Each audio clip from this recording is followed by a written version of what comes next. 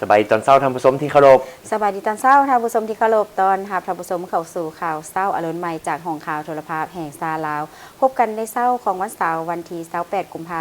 พันธ์2026หับนาทีรายงานข่าวภาคนี้ข้าพเจ้าสุริวัลย์ ผลเยี่ยมพร้อมด้วยสุธิเกียรติทวีสุขสบายดีตอนเช้าสุธิเกียรติสบายดีสุริวัลย์เจ้าเป็นมื้อวันเสาร์ที่ท้ายอาทิตย์แม่นแล้วเดือนนี้มีเพียงแต่28วันเจ้าถึงในเดือนกุมภา4 ปีจังมีเทื่อนึงเด้เป็นวันที่29แต่ว่ามื้อนี้วันที่28ถือว่าเป็นวันท้ายอาทิตย์แล้ววันมื้ออื่นก็จะเป็นวันที่1เดือนใหม่ละเดือนมีนาแม่นแล้วซึ่งก็เป็นหลายๆมื้อเป็นอีกมื้อนึงที่หลายๆท่านได้พักผ่อนอยู่กับบ้านกับเฮือนอยู่กับครอบครัวแต่ว่ายังมีบางท่านก็ยังไปปฏิบัติหน้าที่อยู่คือเก่าฉะนั้นข่าวเช้าอรุณใหม่ของพวกเราก็ในนามโฆษกก็ยังปฏิบัติหน้าที่เพื่อมอบเอาข้อมูลข่าวสารให้มานำเสนอให้แก่บรรดาท่านเช่นเคยท่านผู้ชมที่เคารพในเช้ามื้อนี้ทำอิฐพวกเราจะทีมข่าวของพวกเราจะมีบทความเห็นของสหายทองลุ้นศรีสุริเลขาธิการใหญ่ประธานประเทศแห่งสาธารณรัฐประชาธิปไตยประชาชนลาวได้กล่าวสรุปปิดในกองประชุมเผยแพร่เสื่อมซึมเอกสารมติกองประชุมใหญ่ครั้งที่12ของพรรคโดยสหายทองลุ้นศรีสุริได้เน้นว่าเศรษฐกิจเอกราชเป็นเจ้าตนเองหรือที่พวกเราฮู้ในนามว่าสอจและมติกองประชุมใหญ่ครั้งที่12ของพรรคนั้นจะนำพวกเขาแก้ไขปัญหาท้าทายและก้าวไปสู่ขั้นใดขั้นต่อไปให้นักแน่นและเข้มแข็งสหายทองลุ้นศรีสุริเลขาธิการใหญ่ประธานประเทศแห่งสาธารณรัฐประชาธิปไตยประชาชนลาวกล่าวสรุปปิดในกองประชุมเผยแพร่เสื่อมซึมเอกสารกองประชุมใหญ่ครั้งที่12ของพรรคโดยได้กล่าวว่านับแต่ปี2026นี้เป็นต้นไปสาธารณรัฐประชาธิปไตยประชาชนลาวจะได้ถูกองค์การสหประชาชาติตกลงให้เป็นประเทศที่ได้มีเงื่อนไขครบถ้วนตามมาตรฐานหลุดพ้นออกจากสถานภาพด้อยพัฒนาการที่องค์การจัดตั้งระดับจักรวาลมีมติออกมาแบบนี้ก็หมายความว่าโลกได้รับรู้ความพยายามของรัฐบาลเฮาของชาติเฮาที่พรรคประชาชนปฏิวัติลาวนำพาที่ได้ทุ่มเทกำลังแฮงกำลังทรัพย์กำลังใจของประชาชนลาวทั้งชาติเพื่อญาติเอามาได้ตลอด50ปีแห่งการพัฒนาประเทศเฮาอย่างต่อเนื่องและบ่ลดละจึงเฮ็ดให้ประเทศชาติเฮาบรรลุบาทก้าวสำคัญบาทก้าวหนึ่งตื่มจากนี้ไปต้องสืบต่อห่วมแหงห่วมใจกันปกปักรักษาสถานภาพนี้ไว้และตัดสินใจต่อยอดเพื่อสร้างประเทศเฮาให้เดินหน้าก้าวขึ้นในบาทก้าวต่อไปในฐานะเป็นคนลาวคนหนึ่งแน่นอนว่าจะถือเป็นความภาคภูมิใจความเอกอ่างทะนงใจที่ชาติเฮาได้ผ่านพ้นจากการที่ย่ำไรประเทศเฮาชาติเฮาก็ถูกติดป้ายว่าเป็นประเทศด้อยพัฒนาอยู่ตลอดเวลาสิ่งนี้ได้สร้างให้คนลาวมีปมด้อยเป็นประจำอยู่กับคนลาวเป็นหลายร้อยปีมาได้ภายใต้การนำพาของพรรคโดยความมีใจของคนลาวพวกเฮาได้พัฒนามาเป็นเวลา50 ปีนับแต่สปป.ลาวเฮาได้เกิดขึ้นพวกเฮาได้บุกเบือนสู่ชน40 ปีแห่งการจัดตั้งปฏิบัติแนวทางเปลี่ยนแปลงใหม่ของพรรคที่ประธานไกรสอนพรหมวิหารและการนำรุ่นก็ตั้งพรรคเฮาได้สร้างไว้ให้พวกเฮาเดินตามประเทศชาติของพวกเฮาจึงได้เดินมาถึงจุดนี้แต่ทั้งอย่างใดก็ตามพวกเฮายิ่งภาคภูมิใจเท่าใดยิ่งเอกอ่างทะนงใจเท่าใดพวกเฮาก็ยิ่งรับรู้ว่าพวกเฮากำลังยืนอยู่ต่อหน้าความท้าทายทดสอบหลายด้านโดยเหตุใดกรมการเมืองศูนย์กลางภาคจึงได้ออกมติ04ลงวันที่11 เมษายน 2024ว่าโดยการสร้างเศรษฐกิจเอกราชเป็นเจ้าตนเองขึ้นได้ประกาศใช้มาได้2 ปีนี่คือยุทธศาสตร์เพื่อห้องรับบรรดาความเหี่ยวห้องต้องการในระยะใหม่และหนึ่งในนั้นก็เพื่อ พื่อห้องหับการที่พวกเฮาจะก้าวขึ้นเป็นประเทศหลุดพ้นออกจากสถานภาพด้อยพัฒนาเป็นประเทศที่เริ่มเป็นประเทศกำลังพัฒนาต่อไปนั่นมติสอจแมนการสร้างภูมิต้านทานใหม่สร้างความเป็นเจ้าให้ประเทศเฮาสามารถลุกขึ้นได้เดินหน้าไปได้ด้วยลำแข้งลำขาของเฮาเองเพื่อสร้างบาดก้าวเดินที่นักแน่นพวกเฮาจะบ่ยอมสืบต่อให้ประเทศของพวกเฮายามใดก็เป็นแต่ประเทศเพิ่งผ้าเรือเกาะหอยเท่านั้นได้ถ้าเฮาอยากเพิ่งผ้าก็เพิ่งผ้าบ่ได้เพราะเขาบ่มีบ่อในเฮาเพิ่งเขาว่าเฮาสามารถผ่านพ้นไปได้แล้วนั่นแหละอันข้าพเจ้ายังหมายถึงเพิ่งผ้าเอาบรรดานโยบายบุริมสิทธิ์ที่เขาให้เฮาในฐานะที่เป็นประเทศด้อยพัฒนาอันใดแต่ว่าเพิ่งผ้าการลงทุนของต่างประเทศการร่วมมือสร้างพื้นฐานโครงหลังการเฮ็ดให้ประเทศของเขาเข้มแข็งโดยการร่วมมือการลงทุนการพัวพันอย่างเสมอภาคและต่างฝ่ายต่างมีผลข้าพเจ้าว่าหลังจากนี้ไปยิ่งจะมีการเข้ามาของบรรดาเพื่อนห่วมว่าห่วมพัฒนาของพวกเฮาหลายขึ้นเพราะเขาเสื่อมันพวกเฮาพอพวกเฮาได้รูดพ้นสิ่งนั้นแล้วพวกเฮาได้จะมีกลไกปรับปรุงกลไกพัฒนากลไกติดตามกฎกาที่ดีขึ้นแล้วจะมีกลไกส่งเสริมการร่วมมือการลงทุนที่ดีขึ้นลาวจะเป็นเจ้าแล้วเฮาจะเป็นเจ้าแล้วการสร้างความเป็นเจ้าตนเองสร้างความเข้มแข็งโดยตนเองเป็นเส้นทางที่จะต้องเป็นไปที่มีความต้องการอย่างภาวะวิสัยสำหรับประชาชนเฮาสำหรับประเทศของพวกเฮาเป็นแนวทางที่คนลาวยุคนี้และยุคต่อไปต้องยึดถืออย่างเหนียวแน่นก็คืออันนี้แม่นเกียรติศักดิ์ศรีของชาติลาววีรชนความมีความต้องการและความมุ่งมั่นพัฒนาของคนลาวผู้รักชาติสปปลาวของพวกเฮายังได้รับระยะข้ามผ่านถึงปี2026นี่ฮอด2029 4 ปียังเหลือนี่พวกเขาต้องได้คุณเขียวสร้างภูมิต้านทานสร้างเงื่อนไขของตนเพื่อเกี่ยมไว้ปี2030ต่อไปเป็นต้นแม่นพวกเขายังสามารถได้รับ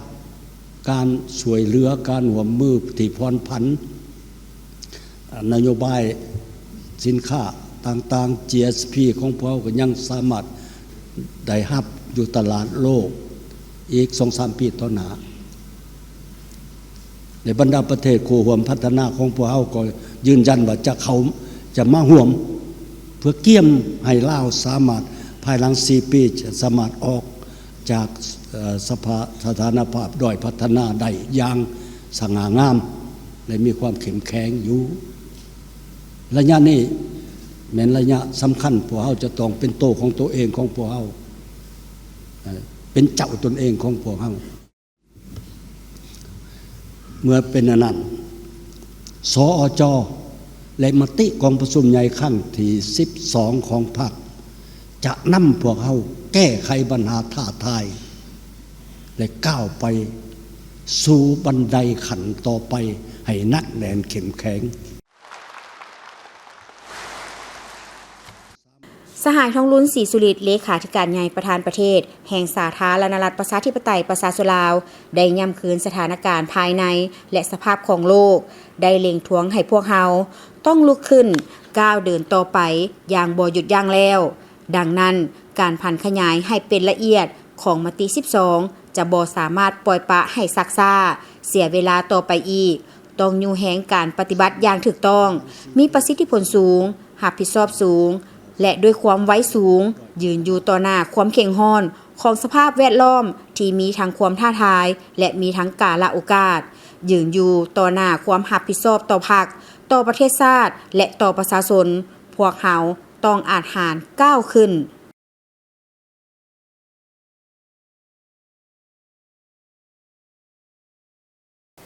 นายกรัฐมนตรีได้เน้นหนักให้องค์การกาแดงแห่งชาติต้องเอาใจใส่และเพิ่มทวีอย่างหอบด้านให้กลายเป็นองค์การที่เข้มแข็งสามารถปฏิบัติเวียกงานช่วยเหลือมนุษยธรรมที่มีการเข้าร่วมของสังคมโดยความสมัครใจอย่างกว้างขวางท่านสอนไซศรีพันดรนายกรัฐมนตรีโอล้มต่อกองประชุมสรุปการจัดตั้งปฏิบัติเวียกงานกาแดงทั่วประเทศประจำปี 2025 และทิศทางแผนการ 2026 ซึ่งได้จัดขึ้นในวันที่ 26 กุมภาพันธ์ 2026 ก่อนอื่นท่านได้แสดงความย่องยอสมเสยต่อผลงานการจัดตั้งปฏิบัติขององค์การกาแดงแห่งชาติในระยะผ่านมาและได้เน้นหนักให้องค์การกาแดงแห่งชาติต้องได้เอาใจใส่และเพิ่มทวีนำพาอย่างรอบด้านคือคณะนำองค์การกาแดงแห่งชาติลาวแต่ละขั้นต้องสืบต่อและเป็นเจ้าการนำพาแนวคิดให้แก่สมาชิกพรรคพนักงานให้มีความรับรู้เข้าใจอย่างลึกซึ้งต่อแนวทางนโยบายของพรรคก็คือมติกองประชุมใหญ่ครั้งที่ 12 ของพรรคและแผนพัฒนาเศรษฐกิจสังคมแห่งชาติครั้งที่ 10 เข้าสู่ชีวิตตัวจริงในการปฏิบัติหน้าที่เวียกงานของตนก็คือทิศทางแผนการและบรรดาคาดหมายสู่ซนขององค์การกาแดงแห่งชาติที่วางไว้เอาใจใส่พัฒนาเวียกงานวิชาเฉพาะขององค์การกาแดงแห่งชาติลาวให้มีความเข้มแข็งโดยเฉพาะเป็นการช่วยเหลือบรรเทาทุกข์เบื้องต้นการปลุกระดมบริจาคเลือดและการสนองเลือดที่ปลอดภัยการส่งเสริมสุขภาพขั้นพื้นฐานอยู่ชุมชนเวียกงานลดพรความเสี่ยงและตอบโต้ภัยพิบัติการช่วยเหลือกู้ภัยฉุกเฉินซึ่งแม่นเวียกงานมนุษยธรรมที่สำคัญที่สุดและแม่นสิทธิพื้นฐานของมนุษย์ที่จะต้องได้รับการเอาใจใส่เบิ่งแยงการเคลื่อนไหวเวียกงานกาแดง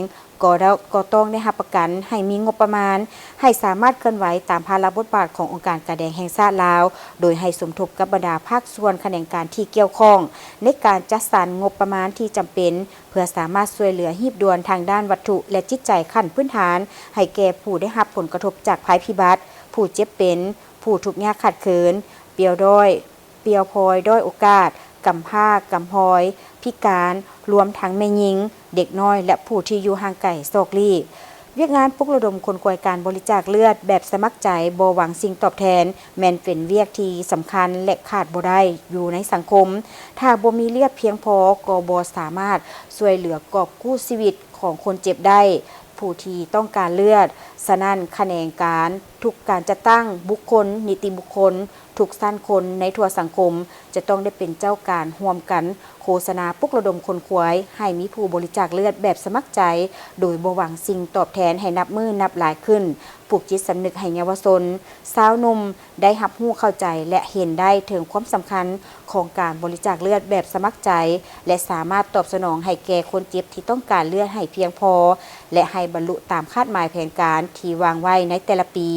สืบต่อเสริมขยายสายพัวพันและการร่วมมือสากลให้กว้างขวางและหลายกว่าเก่าโดยเฉพาะกับองค์การกาแดงของประเทศเพื่อนมิตรยุทธศาสตร์บรรดาองค์การกาแดงต่างประเทศและองค์การจัดตั้งสากลต่างๆเพื่อคนขวายญาติแยงการช่วยเหลือตามระเบียบหลักการและตามทิศทางนโยบายการต่างประเทศของพรรคและรัฐบาลเพื่อสร้างเงื่อนไขให้แก่การพัฒนาองค์การกาแดงแห่งชาติลาวให้มีความเข้มแข็งและสามารถปฏิบัติตามภาระบทบาทในก้าวหน้าเวียกอย่างมีประสิทธิภาพประสิทธิผล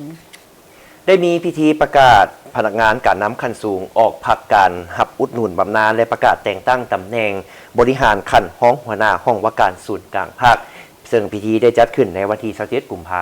พันธ์ 2026ให้เกียรติเข้าร่วมมีสหายเพชรพรหมพิภาคกรรมการกลุ่มการเมืองศูนย์กลางภาคหัวหน้าห้องว่าการศูนย์กลางภาคมีเลขาหน่วยภาคพร้อมด้วยพนักงานหลักแรงเข้าร่วมในพิธีสหายนางกัญญาแสงแก้ววงพระจันทร์ห้องหัวหน้ากลุ่มคุ้มครองพนักงานขณะจะตั้งศูนย์กลางภาคได้ขึ้นผ่านมติตกลงว่าด้วยการอนุมัติให้พนักงานการนำขั้นสูงออกพักการและหับอุดหนุนบำนาญอิงตามมติตกลงของกรมการเมืองศูนย์กลางภาคว่าด้วยเวียกงานคุ้มครองพนักงานและอิงตามผลสำเร็จและการตกลงของกองประชุมใหญ่ผู้แทนทั่วประเทศครั้งที่ 12 ของภาคกรมการเมืองศูนย์กลางภาคตกลงให้สหายวันไซแพงสุมมาห ห้องหัวหน้าห้องว่าการศูนย์กลางภาคออกพักการและรับอุดหนุนบำนาญพร้อมเดียวกันก็ได้ผ่านข้อตกลงว่าด้วยการแต่งตั้งห้องหัวหน้าห้องว่าการศูนย์กลางภาคโดยอิงตามมติของกรมการเมืองศูนย์กลางภาคและผลสำเร็จของกองประชุมใหญ่ผู้แทนทั่วประเทศครั้งที่ 12 ของภาคโดยอิงตามคำสั่งของกรมการเมืองศูนย์กลางภาคว่าด้วยการยกย้ายพนักงานการนำขั้นสูงไปรับหน้าที่ใหม่คณะเลขาธิการศูนย์กลางภาคตกลงแต่งตั้งสหายบุญจันทร์ศรีวงศ์พันธ์กรรมการศูนย์กลางภาคเป็นห้องหัวหน้าห้องว่าการศูนย์กลางภาคในโอกาสนี้สหายเพชรพรหมพิพากษ์ได้แสดงความย่องยอสมเสยต่อสหายที่ได้ออกพักการและรับอุดหนุนบำนาญที่ผ่านมาสหายแม่นผู้หนึ่งที่ได้ประกอบส่วนอย่างตั้งหน้าเข้าในภารกิจปกปักรักษาและสร้างสาประเทศชาติในแต่ละระยะซึ่งเป็นผลสำเร็จอันใหญ่หลวงและจะเป็นบทเรียนให้แก่พนักงานหุ้นสืบทอดขั้นต่อไปพร้อมเดียวกันสหายก็ได้เน้นให้สหายที่ได้รับตำแหน่งใหม่สืบต่อปฏิบัติหน้าที่ที่คันเทิงมอบหมายให้ประสบผลสำเร็จรับประกันทางด้านปริมาณและคุณภาพในระยะใหม่ในวันที่27 กุมภาพันธ์ 2026 ที่สวนประตูไซกระทรวงการต่างประเทศในนามประธานคณะกรรมการคุ้มครองแห่งชาติเพื่อแก้ไขปัญหาระเบิดบ่ทันแตกที่ตกค้างอยู่สาธารณรัฐประชาธิปไตยประชาชนลาวได้จัดพิธีประกาศการเป็นประธานกองประชุมทบทวนสนธิสัญญาว่าด้วยการเกิดห้ามระเบิดลูกวานรอบเวียนที่ 3 ระหว่างวันที่ 13-18 กันยายน ปี 2026โอกาสนี้ท่านท้องสวรรค์พรหมวิหารรัฐมนตรีกระทรวงการต่างประเทศได้กล่าวว่าสาธารณรัฐประชาธิปไตยประชาชนลาวมีความภาคภูมิใจเป็นอย่างยิ่งที่ได้รับความไว้วางใจจากวงคณะญาติสากลในการเป็นประธานและเจ้าภาพจัดกองประชุมทบทวนอีกครั้งหนึ่งที่นครหลวงเวียงจันทน์ของพวกเขาการตัดสินใจเป็นเจ้าภาพกองประชุมนี้แสดงให้เห็นถึงเจตจำนงอันเสมอต้นเสมอปลายของรัฐบาลสาธารณรัฐประชาธิปไตยประชาชนลาวในการประกอบส่วนเข้าในความพยายามของสากลเพื่อภารกิจปกปักรักษาสันติภาพในโลกโดยผ่านขบวนการของสนธิสัญญา CCM ไปเคียงคู่กับการแก้ไขปัญหาระเบิดบ่ทันแตกที่ยังตกค้างอยู่ภายในประเทศท่านรัฐมนตรียังได้กล่าวเติมว่าในฐานะที่เป็นรัฐภาคีสนธิสัญญาว่าด้วยการเกิดห้ามระเบิดลูกวานหรือ CCM สาธารณรัฐประชาธิปไตยประชาชนลาวจะสืบต่อยึดมั่นในการปฏิบัติพันธะภายใต้สนธิสัญญาอย่างครบถ้วนและมีประสิทธิผลพวกเขาจะสืบต่อร่วมกับวงคณะญาติสากลเพื่อสนับสนุนให้สนธิสัญญานี้มีผลบังคับใช้กว้างขวางกว่าเก่าพร้อมทางสุขยูให้ทุกภาคส่วนเข้าร่วมในขบวนการปกป้องด้านมนุษยธรรมที่สำคัญยิ่งนี้กองประชุมทบทวนสนธิสัญญาเขาด้วยการเกิดหามฤดูลูกวานของเวียนที่ 3 นี้แม้จะจัดขึ้นในระหว่างวันที่ 13-18 กันยายน 2026 ที่นครหลวงเวียงจันทน์และจะมีกิจกรรมจะนำพาคณะผู้แทนเยี่ยมย่ำภาคสนามในวันที่ 13 กันยายน ที่แขวงหลวงกระบางการเป็นประธานกองประชุมของสปป.ลาวเป็นพระไตรหัวข้อสุขอยู่ความคืบหน้าในการจัดตั้งปฏิบัติสนธิสัญญาเพื่อสร้างให้โลกนี้ปราศจากภัยข่มขู่จากระเบิดลูกวาน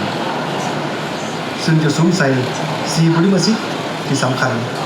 การร่วมมือสากลเพื่อเพิ่มความพยายามในการจัดตั้งปฏิบัติสนธิสัญญาให้บรรลุผลตามเป้าหมายสวมใส่แรงงานด้านมนุษยธรรมเป็นใจกลางและบ้างและเรียนงานแก้ไขปัญหาระเบิดบ่ทันแตกเพื่อการพัฒนาทางด้านเศรษฐกิจและสังคมส่งเสริมการเป็นภาคีสากลหรือว่า universalization เพื่อให้หลายประเทศเข้ามาร่วมในสนธิสัญญาให้หลายขึ้นเพิ่มทวีการร่วมมือและช่วยเหลือสากลในเรื่องการเก็บกู้การโฆษณาศึกษาความเสี่ยงภัยจากปัญหาระเบิดบ่ทันแตกและการช่วยเหลือผู้ถึงขอหายการต่อร่วมกันของพวกเราในมื้อนี้เพียงจะเป็นการเริ่มต้นของการกระเทียมดันในความพร้อมด้านต่างๆแต่ยังเป็นการแสดงถึงความพร้อมของสปป.ลาวในการนำพาขบวนการทบทวนรวมทางการบ้านทิศทางและแผนปฏิบัติการของสนธิสัญญาฉบับใหม่ก็คือแผนปฏิบัติการนครหลวงเวียงจันทน์ระยะ5 ปีในต่อหน้า 2027 2031 ภายในพิธีบรรดาแขกผู้เข้าร่วมก็ได้รับชมการแสดงละครตุ๊กตาโดยโครงการเก็บกู้ระเบิดแห่งชาติและยังได้รับฟังการเล่าประสบการณ์ตัวจริงจากผู้ขอห้ายจากระเบิดบ่ทันแตกนอกจากนี้ยังมีการเปิดตัววิดีโอโฆษณาการเป็นประธานกองประชุมทบทวนสนธิสัญญาว่าด้วยการเกิดห้ามระเบิดลูกวานรอบที่ 3ภายในงานยังมีกิจกรรมมวลซืนเพื่อส่งเสริมความหักหู้ให้แก่วัยหนุ่มนักศึกษาเกี่ยวกับสนธิสัญญา CCM และการวางแสดงรูปภาพและอุปกรณ์ของบรรดาองค์การปฏิบัติงานต่างๆเพื่อส่งเสริมการสร้างความเข้าใจต่อภัยอันตรายของระเบิดบ่ทันแตกที่ตกค้างรวมทั้งความรู้อันลึกซึ้งให้แก่นักศึกษาถึงการประกอบส่วนของสาธารณรัฐประชาธิปไตยประชาชนลาวในการแก้ไขปัญหาระเบิดบ่ทันแตกที่ตกค้างสาธารณรัฐประชาธิปไตยประชาชนลาวได้เข้าเป็นรัฐภาคีของสนธิสัญญา CCM ในปี 2008 และสนธิสัญญามีผลบังคับใช้นับแต่วันที่ 1 สิงหาคม 2010 เพื่อเฮ็ดให้ความหมายมั่นนี้กลายเป็นจริงสาธารณรัฐประชาธิปไตยประชาชนลาวได้เสื่อมสารเวียกงานการแก้ไขระเบิดบ่ทันแตกเข้าในวาระการพัฒนาสากลเป็นต้นแมนเป้าหมายสหัสวรรษแห่งการพัฒนาหรือ MDG 9 และเป้าหมายการพัฒนาแบบยืนยงปพย18 SDG 18ชีวิตที่ปลอดภัยจากระเบิดบ่ทันแตกซึ่งเป็นวาระแห่งชาติที่สหประชาชาติรับรอง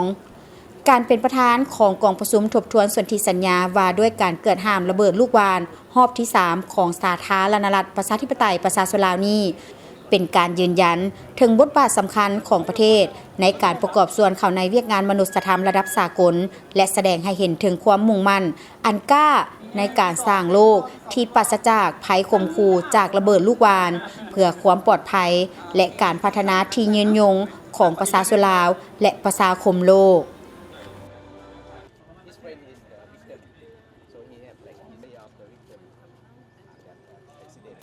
ท่านผู้ชมที่เคารพในวันที่26กุมภาพันธ์2026ที่ผ่านมานี้กลุ่มมาตรฐานและวัดแทกกระทรวงอุตสาหกรรมและการค้าได้ร่วมกับบริษัทลาวบาร์โค้ดจำกัดเปิดนำไส้บริษัท GS1 ลาวอย่างเป็นทางการและมอบใบยั่งยืนการเป็นสมาชิกให้แก่2บริษัทคือบริษัทเบียร์ลาวจำกัดและบริษัทดาวเฮืองจำกัดการเปิดน้ำไส้และป้ายสัญลักษณ์ของ GS1 ลาวโดยการเข้าร่วมของท่านมนุทองวงไซรองรัฐมนตรีกระทรวงอุตสาหกรรมและการค้าท่านหลวงลีเจินผู้อำนวยการบริษัทลาวบาร์โค้ดจำกัดมีบรรดาหัวหน้าองค์การหัวหน้ากลุ่มสถาบันท่านรองประธานสภาการค้าสมาคมธุรกิจบริษัทพร้อมด้วยต่างหน้าจากกระทรวงอ้อมข้างเข้าร่วมท่านศรีสังคมโคตรโยธาหัวหน้ากลุ่มมาตรฐานและวัดแทกกระทรวงอุตสาหกรรมและการค้าได้กล่าวว่าเพื่อรับใช้ผลประโยชน์ของภาคธุรกิจเช่นการขายที่ว่องไวลดผ่อนความผิดพลาดการคุ้มครองสินค้าในสางการติดตามสินค้าและส่งเสริมการส่งออกเป็นที่ยอมรับของต่างประเทศและรับใช้ผลประโยชน์ของภาครัฐเช่นคุ้มครองแหล่งกำเนิดสินค้าป้องกันสินค้าปลอมแปลงและเพิ่มความโปร่งใสในสภาพที่ระบบต้องโซ่อุปทานหรือ global supply chain กำลังเล็งการก้าวไปสู่ดิจิตอลหรือ digitization อัจฉริยะ intelligent และทันสมัย modernization มีการมีมาตรฐานและมาตรฐานของสินค้าจะเป็นปัจจัยที่สำคัญและมีคุณค่าเป็นอย่างยิ่งและ GS1 นอกจากจะยกประสิทธิภาพและความโปร่งใสของการดำเนินการแล้วยังเป็นหนึ่งในเงื่อนไขของการมีมาตรฐานของสินค้าเพื่อรับประกันให้สามารถเชื่อมโยงเข้าสู่ระบบดิจิตอลได้อย่างคล่องตัวในระบบการค้าสากลทั่วทุกภาคพื้นและสากลอันเป็นพื้นฐานสำคัญในการส่งเสริมการพัฒนาอุตสาหกรรมของลาวเฮาให้ขยายตัวและยืนยงผ่านมาสังคมได้เรียกร้องต้องการการนำใช้กฎรหัสสินค้าสากลหรือเลขหมายบาร์โค้ดของสาธารณรัฐประชาธิปไตยประชาชนลาวในการส่งสินค้าออกต่างประเทศโดยเฉพาะกรณีของสินค้ากสิกรรมเป็นต้นแมนกาแฟดาวเฮืองและเครื่องดื่มของบริษัทเบียร์ลาวโดยเฉพาะโดยสาธารณรัฐประชาธิปไตยประชาชนลาวยังบ่ทันมีเลขหมายบาร์โค้ดเป็นของตัวเอง เนื่องจากยังมีข้อจำกัดทางด้านปริมาณและความหลากหลายของผลิตภัณฑ์และสินค้าจึงได้ขอนำใส่กฎรหัสสากลของประเทศเพื่อนบ้านเพื่อติดใส่สินค้าก่อนการส่งออกซึ่งได้สร้างความสับสนต่อกับแหล่งที่มาของสินค้าเป็นประจำและต่อเนื่องหลายครั้งก็สร้างผลกระทบต่อผู้ประกอบการในการส่งออกสินค้าและมาฮอดท้ายปี 2025 กรมมาตรฐานและวัดแทกและคู่หัวมือได้สำเร็จการขอกฎรหัสสินค้าสากลของสาธารณรัฐประชาธิปไตยประชาชนลาวจากองค์การคุ้มครอง GS1 Global และได้ผ่านการเตรียมความพร้อมด้วยการฝึกอบรมพนักงานวิชาการให้เวียกงานติดตั้งเครื่องมือและอุปกรณ์ที่ทันสมัยเพื่อการออกหมายเลขบาร์โค้ดเพื่อพร้อมที่จะให้บริการแก่ภาคธุรกิจในการเชื่อมโยงทางด้านมาตรฐานเคียงคู่ไปกับการพัฒนาอุตสาหกรรมยกระดับคุณภาพสินค้าเพิ่มความอาจสามารถในการแข่งขันของวิสาหกิจประกอบส่วนสำคัญเข้าในการเติบใหญ่ขยายตัวอย่างต่อเนื่องและยืนยงสร้างความเข้มแข็งให้แก่วิสาหกิจและก้าวไปสู่การสร้างเศรษฐกิจเอกราชเป็นเจ้าตนเองพร้อมจะช่วยให้เวียกงานมาตรฐานกลายเป็นอีกหนึ่งในขัวเสื่อมต่อที่สำคัญระหว่างความต้องการของธุรกิจและการบริการของรัฐเป็นโอกาสดีให้บรรดาผู้ประกอบการได้ให้การร่วมมือและสนับสนุนการสร้างความเป็นมาตรฐานเพื่อเฮ็ดให้สินค้าลาวสามารถแข่งขันและเชื่อมโยงเข้าในภาคพื้นและสากลอันเป็นพื้นฐานสำคัญในการสนับสนุนการพัฒนาอุตสาหกรรมในประเทศพิธีเปิดน้ำไส้ GS1 ลาวได้มอบใบยั่งยืนในการเป็นสมาชิกให้แก่2บริษัทคือบริษัทเบียร์ลาวจำกัดและบริษัทดาวเฮืองจำกัดและมีพิธีลงนามบทบันทึกความเข้าใจการร่วมมือระหว่างบริษัท GS1 ลาวและบริษัทสวรรค์ Pacifica Development จำกัดตื่มอีกท่านผู้ชมการจัดงานวางแสดงหัวหน่วยจุลวิสาหกิจขนาดน้อยและกลางของลาวปี 2026 ภายใต้หัวข้อต้องโซ่กสิกรรมปรุงแต่งและการท่องเที่ยวติดพันกับธรรมชาติแบบทั่วถึงการจัดงานในครั้งนี้เพื่อเป็นการเต้าโฮมหัวหน่วยจุลวิสาหกิจขนาดน้อยและกลางจากนครหลวงบรรดาแขวงในทั่วประเทศและจากต่างประเทศคือสาธารณรัฐสังคมนิยมเวียดนามสาธารณรัฐประชาชนจีนและราชอาณาจักรไทยงานครั้งนี้เป็นครั้งนำอิฐที่นำมาเสนอและโฆษณาข้อมูลข่าวสารการผลิตการบริการก็คือผลิตภัณฑ์สินค้าผ่านงานวางแสดงใหญ่ระดับชาติก็คือออกสู่สายตาสังคมและสื่อมวลชนในวงกว้างเพื่อเป็นการส่งเสริมให้หัวหน่วยจุลวิสาหกิจขนาดน้อยและกลางก็คือผู้ผลิตผู้บริการได้เห็นถึงความจำเป็นและโอกาสในการสื่อสารและเข้าถึงตลาดผ่านการแลกเปลี่ยนความรู้ข้อมูลข่าวสารการปรับปรุงมาตรฐานการผลิตการหุ้มห่อก็คือพัฒนาคุณภาพสินค้าและการบริการการจัดห้องวางแสดงของหัวหน่วยจุลวิสาหกิจขนาดน้อยประกอบมีทั้งหมด250บูธหนึ่งในนั้นมีบริษัทจำปามาร์เก็ตได้นำเอาผลิตภัณฑ์ของตนมาวางแสดงจำหน่ายท่านนางพันลณีคำผุยผู้อำนวยการบริษัทจำปามาร์เก็ตทั้งเป็นรองประธานสมาคมนักธุรกิจหนุ่มแห่งชาติลาวได้ให้สัมภาษณ์ต่อทีมข่าวโทรภาพแห่งชาติลาวว่าการจัดงานนี้แม่นเพื่อส่งเสริมจุลวิสาหกิจขนาดน้อยและกลางจุดประสงค์ของงานนี้เนาะก็เป็นเพื่อว่าเป็นการส่งเสริมหัวหน่วยธุรกิจขนาดน้อยและกลางของปี 2026 ภายใต้หัวข้อเกี่ยวกับการเปิดโอกาสเชื่อมโยงธุรกิจสินค้าแปรรูปเนาะและการท่องเที่ยวฉะนั้นข้าพเจ้าคิดว่าทางบริษัทของพวกเฮาเนาะจำปามาร์เก็ตและก็จำปานูสราเทรดดิ้งมีความยินดีและกันในการร่วมงานในครั้งนี้เพื่อส่งเสริมการเกษตรกรรมอยู่ในบ้านเฮาให้เข้มแข็งและก็เฮ็ดให้พวกเฮาได้มีการเชิงท่องเที่ยวอนุรักษ์ธรรมชาติทั้งนี้เพื่อเป็นการเปิดช่องทางการพัฒนาและร่วมมือทางธุรกิจญาติแยงการลงทุนและการค้าการเข้าถึงแรงทุนก้าวขึ้นสู่การเชื่อมโยงกับต้องสู่การผลิตและสร้างมูลค่าเพิ่มในภาคพื้นและสากลข้าพเจ้าคิดว่าในประเทศลาวเองเนาะก็มีความท่าแห้งในการเรื่องของกสิกรรมอยู่แล้วฉะนั้นเขาจะต้องส่งเสริมสินค้าเรื่องของเพื่อพักสะอาดและการว่าเรื่องของหมักไหม้ที่ว่าปลอดสารพิษเนาะให้ทั้งผู้บริโภคเนาะภายในและต่างประเทศให้มีการสวมใส่และก็เขาเอิ้นว่าได้รับคุณภาพของสินค้าได้หลายที่สุด ข้าพเจ้าคิดว่ามันก็จะเป็นการส่งเสริมสินค้าภายในออกไปสู่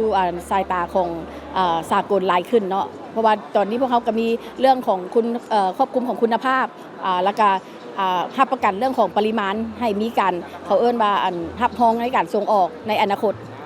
บริษัทเองของพวกเขาเนาะนอกจากเหตุการณ์ผลิตแล้วพวกเขายังส่งเสริมเขาเอิ้นว่าการหุ้มห่อให้ได้มาตรฐานเนาะแล้วก็ผ่านอย.เนาะภายในและก็ต่างประเทศให้เขาเอิ้นว่าผ่านมาตรฐานสากลเพื่อได้ส่งออกในอนาคตนอกจากนั้นเนาะบริษัทพวกเขาอีกในแผนกหนึ่งเนาะก็คือว่าเรื่องของการนำเข้าสินค้าภายในต่างประเทศเนาะพวกเขาเองก็ได้นำเข้าสินค้าจากประเทศอินโดนีเซียเนาะในการจำหน่ายอยู่ในให้คนลาวได้รู้จักกับผลิตภัณฑ์ของอินโดนีเซียหลายขึ้นเนาะบ่ว่าจะรสชาติบ่ว่าจะด้านทางวัฒนธรรมพวกเขาก็มีการแลกเปลี่ยนและการส่งเสริมเรียนรู้ในการเขาเอิ้นว่าตั้งแต่เริ่มการผลิตเริ่มแต่การหุ้มห่อเริ่มการแต่การเหตุการณ์ตลาดหรือว่าได้จำหน่ายหรือว่าส่งออกสำหรับบริษัทจำปามาร์เก็ตและจำปานุสันทราเทรดดิ้งนอกจากส่งเสริมการผลิตแนวพันธุ์แล้วทางบริษัทได้ส่งเสริมการปรับปรุงผลิตภัณฑ์อยู่ทางภายในและต่างประเทศให้ได้มาตรฐานสากลสำหรับผลิตภัณฑ์ของบริษัทประกอบมีผักปลอดสารพิษหมักไม้แปรรูปและผลิตภัณฑ์อื่นๆอีกส่งให้ตลาดอยู่ทั้งภายในประเทศและส่งออกสู่ต่างประเทศโดยเฉพาะแม้นบรรดาประเทศสมาชิกอาเซียนในอนาคตส่วนผลิตภัณฑ์ที่นำเข้าก็มีสินค้าจากประเทศอินโดนีเซียงานวางแสดงในครั้งนี้เริ่มแต่วันที่25กุมภาพันธ์ถึงวันที่2มีนาคม2026ที่ศูนย์วางแสดงสินค้าลาวไอเทคนครหลวงเวียงจันทน์ไปติดตามที่กองประชุมผ่านและรับร้องข้อกำหนดและเงื่อนไขของกลไกการประสานงานในการตอบโต้ภัยพิบัติของภาคธุรกิจและภาคเอกชนซึ่งได้จัดขึ้นในวันที่26กุมภาพันธ์2026ที่นครหลวงเวียงจันทน์เข้าร่วมในพิธีดังกล่าวมีท่านวงคำพันธนุวงศ์หัวหน้ากรมสังคมสงเคราะห์หัวหน้ากองเลขาคณะกรรมการคุ้มครองภัยพิบัติกระทรวงแรงงานและสวัสดิการสังคมท่านไซบัณฑิตราชพล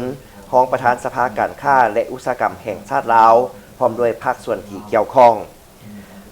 ในกองประชุมผู้เข้าร่วมได้ร่วมกันแลกเปลี่ยนความคิดความเห็นเกี่ยวกับการผ่านและรับร้องเอาข้อกำหนดและเงื่อนไขของกลไกประสานงานในการตอบโต้ภัยพิบัติของภาคธุรกิจก็คือภาคเอกชนเป็นการปรึกษาหารือของกลไกการร่วมมือ3ฝ่ายในการเตรียมความพร้อมรับมือภัยพิบัติในสาธารณรัฐประชาธิปไตยประชาชนลาวเพื่อเสริมสร้างขีดความสามารถของบรรดาภาคส่วนที่มีส่วนร่วมประกอบเข้าในหน้าเวียกข้อกำหนดและเงื่อนไขให้เหมาะสมและถูกต้องตามความสามารถและภาระบทบาทขององค์กรก็คือของสมาคมกลุ่มธุรกิจบรรดาหัวหน่วยวิสาหกิจในแขนงการต่างๆท่านผู้ชมโรงเรียนพรสวรรค์เมืองไซธานีคว้าอันดับ1ในการสอบเสียงนักเรียนเก่งทั่วเมืองไซธานีสำหรับชั้นม.4 ได้3วิชาคือภาษาลาววิชาคณิตศาสตร์และเคมีศาสตร์จากการสอบเสียงขั้นม.4 ของทั่วเมืองไซธานีส่วนวิชาฟิสิกส์ศาสตร์แม่นตกเป็นของนอกนักเรียนโรงเรียนม.ส.ไซสมพรพิเศษท่านผู้ชมในการสอบเสียงทั้ง4วิชานี้แม่นนอกนักเรียนจากน้องเรียนแม่นเอื้อยน้องหญิงทั้งหมดเลยถือว่าเป็นของขวัญอันล้ำค่าสำหรับวันแม่หญิงสากลที่จะมาถึงนี้วันที่26กุมภาพันธ์2026ที่สโมสรเมืองไซธานีได้จัดพิธีสรุปการสอบเสียงนักเรียนเก่งขั้นม.4 ทั่วเมืองไซธานีให้เกียรติเข้าร่วมมีทานดาวรสิมมลาวงศ์หัวหน้าห้องการศึกษาธิการและกีฬาเมืองไซธานีท่านขันไซแสงสุรีรองหัวหน้าแผนกศึกษาธิการและกีฬานครหลวงเวียงจันทน์มีหัวหน้าห้องการศึกษากีฬาเมืองครูอาจารย์น้องนักเรียนและผู้ปกครองเข้าร่วมการสอบเสียงนักเรียนเก่งซกปี 2025-2026 ขั้นม.4 ทั่วเมืองไซธานีมีนักเรียนเข้าร่วมสอบเสียงสำหรับขั้นม.4 ทั้งหมด312คนหญิง206คนในนี้เข้าสอบเสียงนักเรียนเก่งวิชาภาษาลาวมี83คนหญิง65คนวิชาคณิตศาสตร์มี79คนหญิง44คนฟิสิกส์ศาสตร์มี76คนหญิง46คนและวิชาเคมีศาสตร์มี74คนหญิง51คนโดยได้จัดตั้งการสอบเสียงในวันที่5กุมภาพันธ์2026ที่ผ่านมามีนักเรียนจากม.ส.พรสวรรค์ญาติได้ชนะเลิศ3วิชาของการสอบเสียงคือนางคริสติน่าบุตรตมนตรี ชนะเลิศวิชาภาษาลาว นางรัตนาวดีเจริญผลชนะเลิศวิชาคณิตศาสตร์ และนางอังศิริภาปาวังซาอันดับ1วิชาเคมีศาสตร์ส่วนอันดับ1วิชาฟิสิกส์ศาสตร์เป็นของนางวรรณลีเพ็งทาจากมศไซสมพรวิชาที่น้องมาเส่งแมนวิชาภาษาลาววรรณคดีละกาน้องรู้สึกดีใจแฮงที่ว่าได้ที่1ในวิชานี้น้องละแมนหลังจากขึ้นม .4 มาแล้วก็แมนเริ่มติวเลยติวกับอาจารย์โยงเฮียนแมนกาซิแมนส่งเวลาตอนแรงกะเฮียนวิชาที่เฮามาเส่งส่วนตอนเช้าก็แมนเฮียนวิชาปกติโยงเฮียนเส่งได้ที่1วิชาคณิตศาสตร์น้องรู้สึกภูมิใจแล้วก็ดีใจแฮงที่ว่าเส่งได้เฮียนนำอาจารย์ส่วนหลายแต่เรื่องก็คือต้องเฮียนนำตัวเองนำในการเก็บตัว เพราะว่าถ้าสมมุติเฮาไปนำอาจารย์หลายเกินไปเฮาก็จะบ่สามารถเฮ็ดได้เฮาต้องมั่นใจในตัวเองแล้วก็เรียนด้วยตนเองเช่นกันสอบเสียงวิชาฟิสิกส์ศาสตร์หลันรู้สึกดีใจหลายที่ได้มาเสียงในมื้อนี้แล้วก็มีความตื่นเต้นแฮงการค้นคว้าคำเรียนหลานใช้เวลากับการค้นคว้าในอินเทอร์เน็ตหรือว่าหนังสือต่างๆแล้วก็คำเรียนนำมาจากโรงเรียนมีเวลา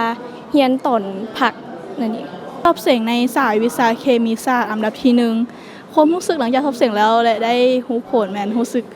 ดีใจแล้วภูมิใจที่เฮ็ดได้เกินคาดหมายหลายเคล็ดลับในการทำเรียนแม่นเฮาต้องเบิ่งบทเรียนแล้วก็ถามอาจารย์ส่วนถ้าว่าอยากเก็บกำมวลให้ได้หลายแม่นควรจะเริ่มต้น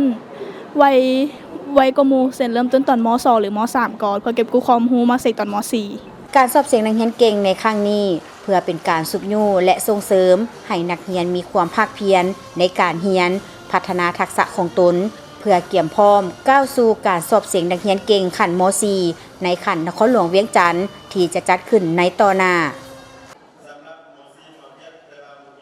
ไปเบิ่งที่ผลการสอบเสียงนักเรียนเก่งขั้นม.7 ของเมืองไซธานีมีนักเรียนจากโรงเรียนมส.พรสวรรค์คว้าได้อันดับ1ได้คะแนนเต็ม10ทั้ง2วิชาคือวิชาคณิตศาสตร์และเคมีศาสตร์ส่วนวิชาภาษาลาวเป็นของนักเรียนโรงเรียนมส.ไผ่ล้อมและวิชาฟิสิกส์ศาสตร์อันดับ1เป็นของนักเรียนจากโรงเรียนมส.พลงามพิธีสรุปผลการสอบเสียงนักเรียนเก่งขั้นม.7 ทั่วเมืองไซธานีศกปี 2025-2026 ได้จัดขึ้นในวันที่ 26 กุมภาพันธ์ 2026 ที่สโมสรเมืองไซธานีนครหลวงเวียงจันทน์ให้เกียรติเข้าร่วมมีทานดาวรศิลป์มาลาวงศ์หัวหน้าห้องการศึกษาธิการและกีฬาเมืองไซธานีมีทานขันไซแสงสุรีห้องหัวหน้าแผนกศึกษาธิการและกีฬานครหลวงเวียงจันทน์มีหัวหน้าห้องการศึกษากีฬาเมืองครูอาจารย์น้องนักเรียนและผู้ปกครองเข้าร่วมการสอบเสียงนักเรียนเก่งศกปี 2025-2026 ขั้นม.7 ทั่วเมืองไซธานีการสอบเสียงครั้งนี้มีนักเรียนเข้าร่วมทั้งหมด245คนหญิง165คนในนี้เข้าสอบเสียงนักเรียนเก่งวิชาภาษาลาวมีทั้งหมด67คนหญิง55คนวิชาคณิตศาสตร์มี64คนหญิง33คนฟิสิกส์ศาสตร์มี54คนหญิง36คนและวิชาเคมีศาสตร์มี60คนหญิง41คนซึ่งได้จัดตั้งการสอบเสียงในวันที่5 กุมภาพันธ์ 2026 ที่ผ่านมาผ่านการสอบเสียงชนะเลิศทั้ง4วิชาแม่น้องนักเรียนจากมส.พรสวรรค์ญาติได้ชนะเลิศทั้ง2วิชาและได้คะแนนเต็ม10คือข้าวหวังลีเฮอร์ในวิชาคณิตศาสตร์และนางเพ็ญธิดาบุญตาในวิชาเคมีศาสตร์สำหรับวิชาภาษาลาวได้แก่ข้าวสุขวัฒน์ธรรมวงศ์จากมส.ไผ่ล้อมและวิชาฟิสิกส์ศาสตร์ได้แก่ข้าวยางก้าวจ้างจากมส.โพลงามเสียงสายวิชาคณิตศาสตร์คะแนนคือได้10ผมรู้สึกตอนหาการเสียงแล้วก็รู้สึกภูมิใจเพราะว่าบ่คิดว่าสิเฮ็ดได้เท่านั้นได้ตอนนั้นก่อนจะเข้าแข่งขันก็ซ้อมแก้บทก่อนๆของแต่ละปีคันเมืองบ่คันนครหลวงแล้วก็คันระดับชาติและก็ฟังที่อาจารย์แนะนำมาก็แก้ตามอาจารย์ที่แนะนำมาตามบำรุงเสียงสายวิชาเคมีศาสตร์ได้อันดับที่1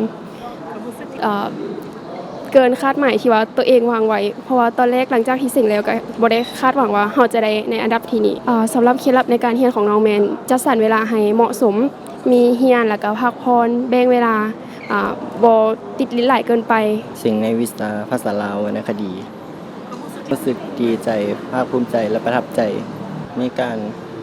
เอาใจใส่เบิ่งบทเรียนตัวใดที่บ่เข้าใจก็ ถามครูอาจารย์ที่เพิ่นสอนบำรุง เสียงวิชาฟิสิกส์แล้วก็ได้อันดับที่ภูมิใจที่สามารถเสียงได้เคล็ดลับมัดค้นคว้าแล้วก็บัด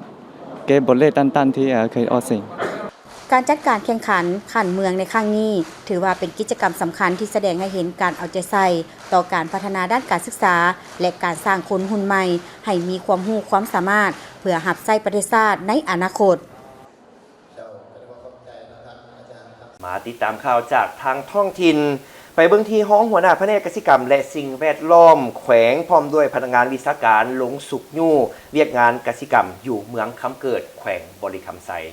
ในท้ายที่ผ่านมานี้ท่านดาราพรผลสวัสดีห้องหัวหน้าแผนกกสิกรรมและสิ่งแวดล้อมแขวงพร้อมด้วยพนักงานวิชาการจากแขนงปลูกฝังแขวงได้ลงสุกโยส่งเสริมเวียกงานกสิกรรมอยู่ห้องการกสิกรรมและสิ่งแวดล้อมเมืองคำเกิดและเมืองไสจำพรแขวงบุรีคำไซ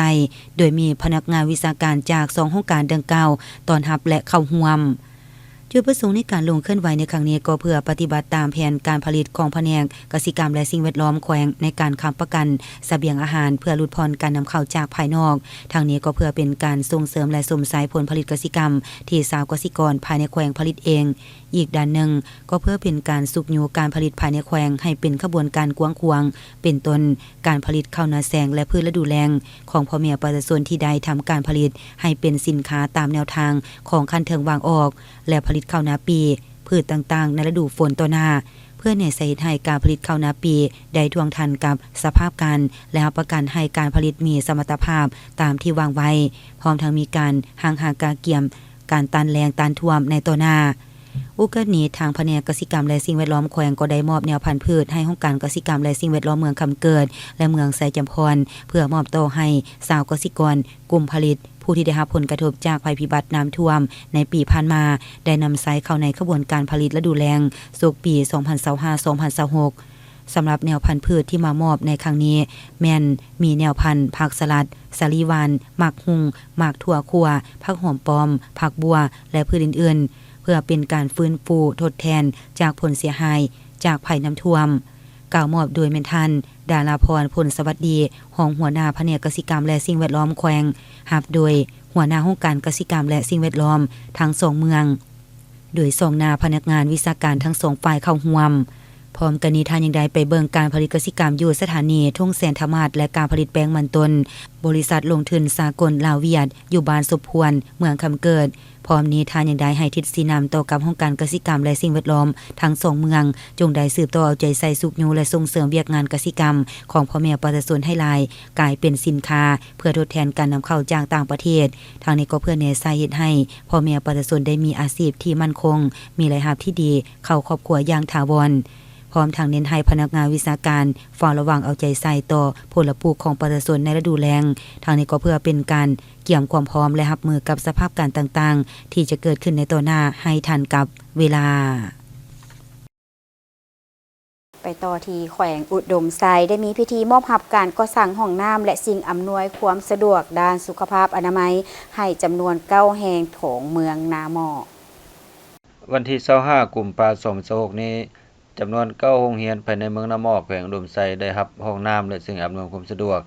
ด้านสุขอนามัยจากโครงการปรับปรุงด้านสุขอนามัยในโรงเรียนประถมและมัธยมต้นแขวงอุดมไซองค์การแพทย์สากลประจำลาวอย่างเป็นทางการที่โรงเรียนมส.ภูเกลือ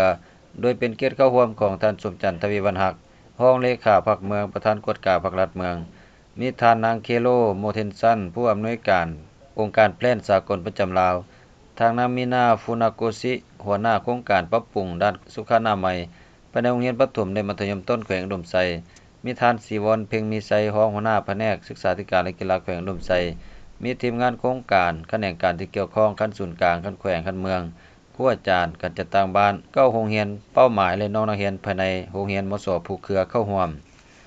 ในโอกาสนี้ท่านนางเคโรโมเทนซันผู้อำนวยการองค์การแพทย์สากลประจำลาวได้มีความเห็นว่าเนื่องในโอกาสครบรอบ9ปีของแผนงานการศึกษาที่ได้รับการสนับสนุนด้านงบประมาณจากกระทรวงการต่างประเทศญี่ปุ่นเข้าในการจัดตั้งปฏิบัติกิจกรรมโครงการโดยผ่านการร่วมมือกันระหว่างองค์การแพทย์สากลญี่ปุ่นและองค์การแพทย์สากลประจำสปป.ลาวโค ครงการปรับปรุงด้านสุขอนามัยในโรงเรียนประถมและมัธยมต้นที่แขวงอุดมไซได้เริ่มต้นจัดตั้งปฏิบัติแต่วันที่31มีนาคม2023และจะสำเร็จลงในวันที่31พฤษภาคม2026ตลอดระยะ3ปีผ่านมาโครงการดังกล่าวได้จัดตั้งปฏิบัติอยู่2เมืองคือเมืองนาหม้อและเมืองลาแขวงอุดมไซซึ่งมีผู้ได้รับผลประโยชน์ทั้งหมด 4,164 คนและในตอนเช้าของวันพุธวันที่25กุมภาพันธ์2026ได้มีการจัดตั้งพิธีมอบรับการก่อสร้างห้องน้ำและสิ่งอำนวยความสะดวกด้านสุขอนามัยภายใน9โรงเรียนเป้าหมายโครงการให้แก่ห้องการศึกษาธิการและกีฬาเมืองนาหม้อแขวงอุดมไซเพื่อมอบต่อให้โรงเรียนและบ้านเป็นผู้คุ้มครองนำไส้เป้าหมายของโครงการแม่นเล็งใส่เพื่อบรรลุ3จุดประสงค์หลักคือปรับปรุงสุขอนามัยและสิ่งแวดล้อมในโรงเรียนส่งเสริมการปฏิบัติด้านสุขภาพอยู่ในโรงเรียนและส่งเสริมการปฏิบัติสุขาภิบาลและสุขอนามัยในชุมชนซึ่งภายใน2เมืองมีนักเรียนจำนวน301คนที่นอนในหอพักของ3โรงเรียนมัธยมได้รับการช่วยเหลือด้านอาหารอุปกรณ์แต่งกินเครื่องปูนอนและอุปกรณ์เพื่อเฮ็ดสวนผักในนั้นจำนวน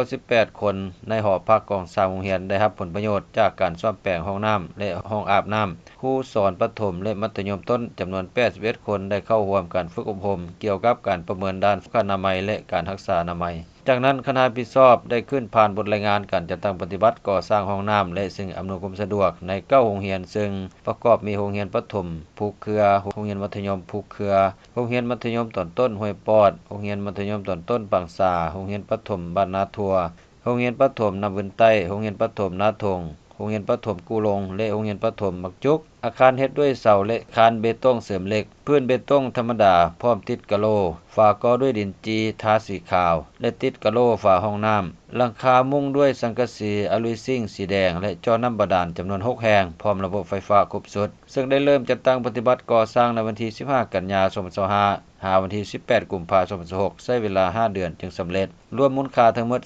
700ล้านกว่ากีบในโอกาสนี้ก็ได้ให้เกียรติขึ้นมอบรับอาคารดังกล่าวอย่างเป็นทางการระหว่างท่านนางมินาฟุนาโกซิหัวหน้าโครงการปรับปรุงด้านสุขอนามัยภายในโรงเรียนประถมและมัธยมต้นแขวงอุดมไซและท่านวงจันทร์ศิวิไลหัวหน้าห้องการศึกษาธิการและกีฬาเมืองนาหม้อโดยซ่องหน้ากับการนำแขวงและเมืองคณะผิดชอบทุกภาคส่วนรับรู้เป็นสักขีพยานโอกาสนี้ก็ได้รับฟังกันมีคำเห็นโอลมของการนำแผนกศึกษาธิการและกีฬาแขวงและการนำเมืองได้แสดงความยกย่องชมเชยต่อผลงานที่ญาติมาได้ระยะผ่านมาแสดงความรู้บุญคุณและขอบใจต่อผู้ให้ทุนสนับสนุนและได้เน้นหนักจงพร้อมกันวางแผนคุ้มครองแบ่งความรับผิดชอบเพื่อรักษาบูรณะอาคารดังกล่าวให้มีความสะอาดจบงามรักษาให้สามารถใช้ได้ยาวนานพร้อมกันเป็นเจ้าการกวดการติดตามและสืบต่อรักษาให้เกิดประโยชน์สูงสุดทางแขวงหลวงพระบางได้มีการยกระดับทักษะการเว้าและการนำเสนอให้พนักงานลักแรงแขนงการท่องเที่ยวของแขวงหลวงพระบางแผนกวัฒนธรรมและการท่องเที่ยวแขวงนครบางได้จัดสุดอมหมการเว้าในกองประชุมและการนำเสนอบทให้แก่พนักงานรัฐในแขนงการท่องเที่ยวทั่วแขวงโดยการให้เกียรติกล่าวเปิดของทานปริญญาเอกนางสุดาพรคมทวงศ์กรรมการพรรคแขวงหัวหน้าแผนกวัฒนธรรมและการท่องเที่ยวแขวงพร้อมด้วยสมรกรจากแผนกวัฒนธรรมและการท่องเที่ยวแขวงและห้องการวัฒนธรรมและการท่องเที่ยวบรรดาเมืองเข้าร่วมท่านปริญญาเอกนางสุดาพรคมทวงศ์ได้กล่าวว่าการยกระดับขีดความสามารถของทรัพยากรมนุษย์แม่นหนึ่งในแผนจุดสุ่มเพื่อบรรลุวิสัยทัศน์สร้างแขวงนครบางให้กลายเป็นจุดหมายปลายทางการท่องเที่ยวที่มีคุณภาพทันสมัยและยืนยงในปี2029เนื่องจากเวียกงานท่องเที่ยวแม่นการบริการที่บ่สามารถจับต้องได้ทักษะการสื่อสารการเว้าและการนำเสนอที่มีประสิทธิภาพจึงเป็นเครื่องมือสำคัญในการถ่ายทอดข้อมูลและสร้างความเชื่อมั่นให้แก่ผู้ประกอบการก็คือนักท่องเที่ยวสุดฟุ้มห่มในครั้งนี้ได้เน้นใส่การเปลี่ยนถ่ายทักษะจากวิชาเฉพาะแบบเดิมมาสู่การเป็นนักเว้าและนักนำเสนอที่ดีเพื่อเสริมสร้างความมั่นใจในการปากเว้าต่อหน้าสาธารณะพัฒนาเทคนิคการจูงใจเพื่อเผยแพร่นโยบายและระเบียบกฎหมายให้ภาคธุรกิจเข้าใจและให้ความร่วมมือปรับปรุงบุคลิกภาพของพนักงานสืบทอดให้มีความเป็นมืออาชีพสูงขึ้นวิทยากรมืออาชีพการบรรยายในครั้งนี้คณะพิซอบได้เสริญทานทองดีผมมะบงษาวิทยากรที่มีชื่อเสียงจากศูนย์ฝึกทักษะนครหลวงจันทร์เพื่อถ่ายทอดบทเรียนและประสบการณ์ตัวจริงเพื่อให้สำนักงานสามารถนำไปปรับใช้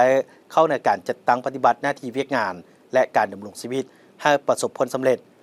โอกาสดังกล่าวทานหัวหน้าแผนกวัฒนธรรมและการท่องเที่ยวแขวงอย่างได้เรียกร้องให้สำนักงานทุกท่านจงซุ่มสติปัญญาญาติแยงเอาความรู้ในครั้งนี้เพื่อเป็นกำลังแห่งสำคัญในการพัฒนาเศรษฐกิจสังคมของแขวงนครบาลให้ขยายตัวอย่างต่างหน้า